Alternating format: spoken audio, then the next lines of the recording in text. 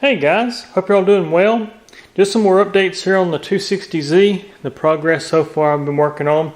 Got the engine pulled out, and me and Dad worked on this car this weekend pretty heavily. But he converted my motor over for the General Motors alternator. So we've got the General Motors alternator installed here. And I got to go with a little shorter belt. It's actually tight, but we're at the very end of the adjuster, so I got to get a little bit different belt size for that. But I got my connector here ready to wire in. I just kind of stuck it in the alternator to get an idea where it plugs in at, so I can get my wire length. But I got that going on, and been making some good progress on this car. We got the rotors on the front, pretty much all the brake stuff. I'm waiting on some new calipers to come in for the front to finish up the brakes. But been doing a lot of wiring work. Lots and lots of wiring work here. I've got the whole harness reloomed. Of course, you guys seen some of this on the last video. But I've got all my wires tied, extra wire here now with some things I added. I'm playing with this bracket currently, figuring out how I want to mount the relays and all that kind of stuff, because I did decide to keep the electronic advance on this car. So I had that extra relay, so I'm actually located it down here. Still got to play with some connectors, clean some things up. And this bracket, of course, looks pretty ugly. But like I say, the reason I went with this for a 260, which is what would have came on a 260, and I believe the 240 had a very similar thing as well. On the 280s, they actually have welded brackets on this shock tower, and I just didn't want to weld that on there. I've already had my body guy weld in the airflow meter bracket as well as the distributor box there where you actually wire in the distributor. So those are actually not factory for this car. That was off a 280. So that was something I added just so I could run the original fuel injection system on this car. But got that done, but been relooming all the harness. I also added the original Nissan stickers back into the looming. So I've got the original sticker I loomed back into this harness, but I've got it all reloomed all the way around, so everything's nice and neat. As you can see, it just really cleaned this thing up quite a bit. Like I said, I made a lot of wiring changes. Still got to change out some connectors. I hadn't done that yet. But we're going around here. There's the front. Runs all the way around the front. Back over there. So I got all my harness pretty much back in this car, as well as an extra harness, which I'll show you in a minute. This is actually the fans. This is where the fans will plug in right here. So I made a separate harness for it, because I was originally going to put it with the factory harness. But I've decided if I ever have a controller problem, or if I want to go a different route with the fan altogether, that can be removed separately. So that's what I'm doing there. I've got a blue wire here I've added. That's actually part of the fan controller as well. It's going to tie into the compressor relay right here. So it actually, when you turn on the air conditioner, it kicks the fans on, to cool it. I also got my 5-speed transmission in here. I just got it hung in the front here. That's where the engine will actually support it. But we got the main support in the back of the transmission there. Drive shaft's in. So got all that done.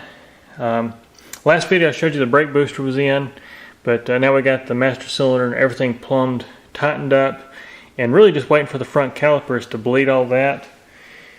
I also relocated some other things. I brought that wire up a lot, and I'm sorry for that last video. I didn't realize how many times I repeated myself on things. But you'll remember that yellow wire head here. I've got rid of that. I made it switch 12 volt inside the car. So I actually ran it and I tied it directly to switch 12 volt. And I'm actually going to be changing out this relay, which that yellow wire was part of this brake check, which you don't have to have. I'm really just making it have a factory feel to this car. So I'm doing away with this relay here altogether. I'm going to be cutting this connector off. And I'm going to be adding a time delay relay into this thing for about like 5 seconds. And so when you turn the switch 5 seconds in, it'll count, and it'll actually show your brake light on until that 5 seconds is up. The brake light will go off, and they'll be looking at the emergency brake, etc. So you don't really have to have that. Like I say, you can actually go without that, but I'm just kind of going for a character of what this car was like. And that's just, I love stuff like that. As you guys might have seen from my other channel, Restoring Synthesizers, I love restorations. And little things like that, it's just kind of fun to me. But if I turn the ignition here, you'll actually see some other things I've added here to this car.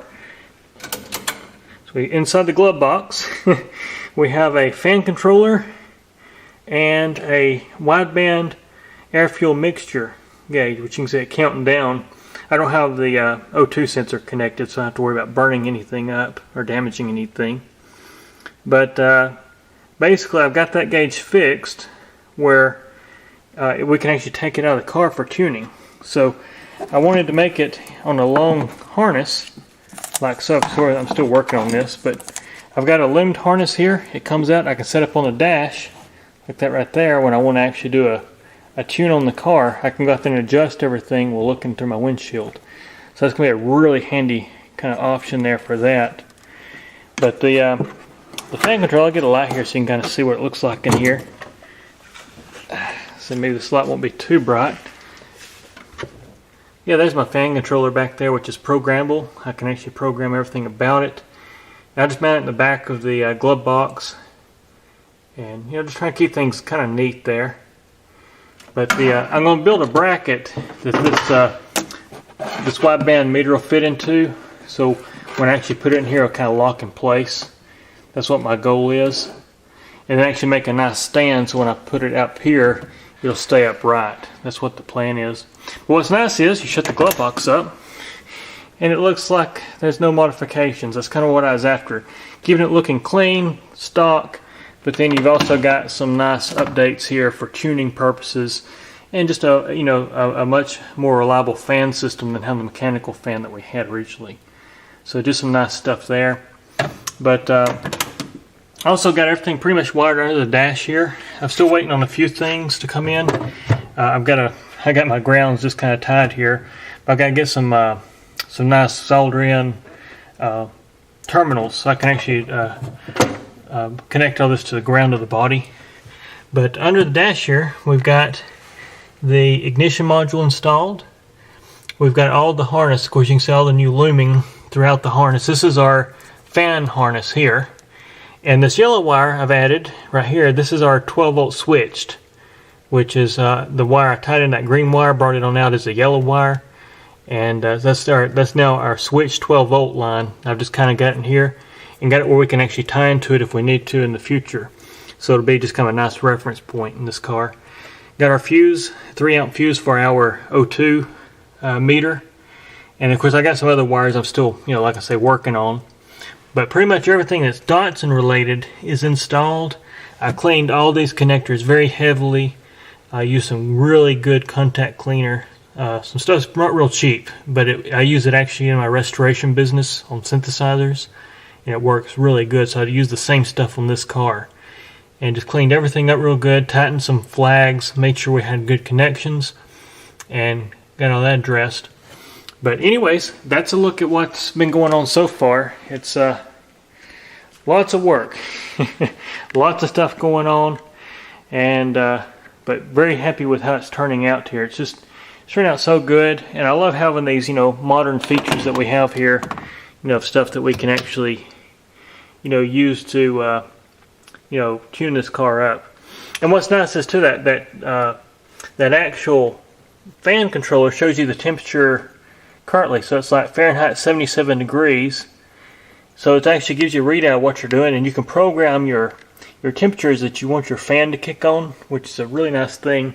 So I'm going to have like a 180 degree thermostat. So I got these fans set at 180. So once they open up, the fan should kick on the same time that the thermostat opens up, which is really nice. So it's going to be a really nice feature. And here's the fan controller I went with for those that are curious. It's Davis Craig, and it seems like a pretty nice little kit. It has a really nice manual with it. There's some different options. Sorry, it's coming a storm outside. But basically, this is the model. I'll give you a model number. This one, it's 0445. Is this one? And it actually came with a sensor that goes on the engine, which I'll show you this real quick. So we actually have a sensor here that actually went into this thermostat housing, but it also comes with the optional probe that you can actually put into your radiator. So if you don't have the option for putting in a sensor, you can take this probe, put it into your radiator, and it'll actually read the temperature of your radiator. I don't like those as much. because they're just sometimes not as accurate if you have a thermostat issue. That one's taking the direct readings of the engine, where that one's just only looking at the radiator. So that can get you some trouble if you're not watching a temperature gauge, so to speak. But good option though. Good option if you don't have a place to put in a fitted thermostat. Something else I'm going to show you too real quick is on the last video I couldn't get the buzzer to work. I found out why that was. So the seat belt is a normally closed circuit, the actual latch. And so if you don't have the seat belt plugged in, it should be shorted out at this connector right here. This is where your seat belt latch plugs in for the driver's side on a 280. And now I've got those wires shorted with a gator clip. And if you listen, I turn on my ignition switch, and there's our buzzer, just like so. So that's something else I discovered. I just want to show you that real quick as well. Something I will show you too, I'll show you these what this thing actually does here. For those that might be curious. So you got a vacuum tank, you got your compressor relay, and then you got these magnet valves down here. So these magnet valves are actually what turns on the source for your air conditioner. This is pretty much all air conditioner related, with a few exceptions of your seatbelt relay, which you can see I've got just kind of stuck in there, as well as our advanced relay. I'm keeping our electronic advanced, so I just mounted the relay down there on that. Of course, it's just temporary, like I say. But I'll show you how this works. Let me go to the manual and just kind of give you a quick reference here. So looking at the manual here, this is your vacuum hose diagram, kind of how it works. So basically, we start here with the engine. This is your engine from your vacuum from your engine. Check valve. It goes up into the vacuum tank, and then it goes out here to your magnet valve. Now this magnet valve here is just a source. So what it does is when you energize it, it allows the vacuum to flow from this tank into this valve, and it actually goes over here to your controls of your air conditioner system, which I showed you in my last video. I was running all this with a vacuum pump, basically. And then it also gives a vacuum reference to the back side of this magnet valve, and then what it does when it kicks in, it actually goes over here to your high idle, basically your fast idle control diaphragm is what that stands for, FICD. And so basically what that does, it's on the engine. I can show you. It's this little piece here I actually kept, and basically it's just a vacuum servo. It pulls that in and it'll actually raise your idle. So I think there's supposed to be a rubber pad here, I believe. I'm not real sure. Because basically this one here, it never hits it. There's a little bit of adjuster room, but I kind of feel like it needs something there. So otherwise right now it wouldn't actually raise the idle. Basically all it would do is just raise the idle a little bit and give you a higher RPM for that compressor. So when that compressor kicks in and out, it keeps from overloading your engine on that idle that you have set. So just some interesting stuff there. I thought you guys might like to see that, how that actually works. But yeah, making some good progress, making some really good progress with it. But just thought you guys might like to see some of the stuff so far going on.